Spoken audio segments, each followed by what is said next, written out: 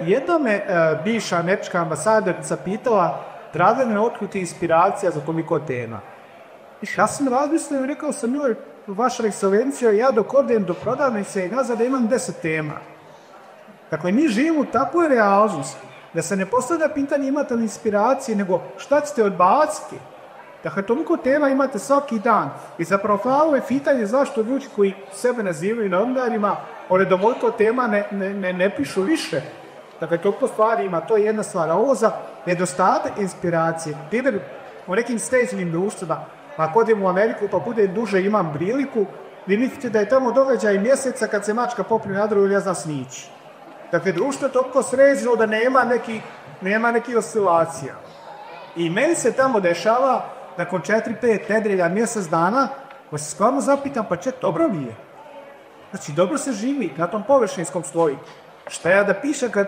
I onda sam zapravo prispitivao samog sebe, da ja sam bitno biće motivacije i biće provokacije.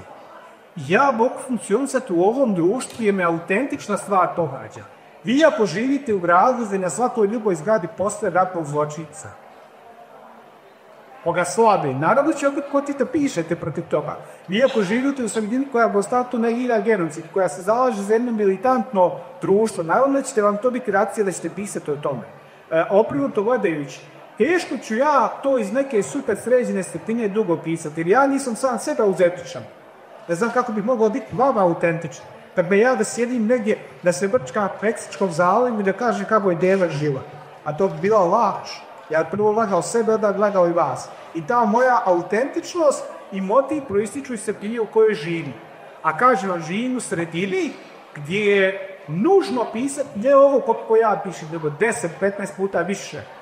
Dakle, vi kad neke teme od ratnih zločina i zločinaca do žrtava, pa do današnje političke situacije, ovo što ja pišem je možda 1/100. Dakle, imate još 99% ispod te površine leda koji ne možete stići da napiše.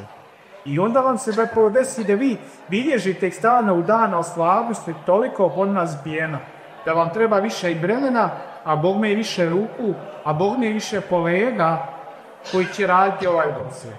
A to je stvar teža. Lakša stvar je da mi živimo zapravo najlakše vremenu za pisanje. Dakle, mi živimo u vremenu potpune digitalne transformacije svega kada je svima nama sa ovim telefonom sa 2 klika dostupno sve. Naravno ima lažnih vijesti, naravno ima poluinformacija, ali ima istine.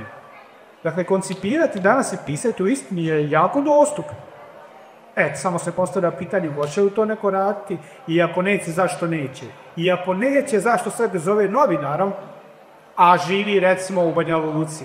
Mene je pitala ta ista ambasadorica, draga da niste profesor filozofije, sad ne bi bilo bolje da predajete djeci nemačku klasičnu filozofiju ili to već šta. I oni sigurno, ali ja živim 40 km od najveće masovne grobnice nakon drugog svjetskog rata Tomašice.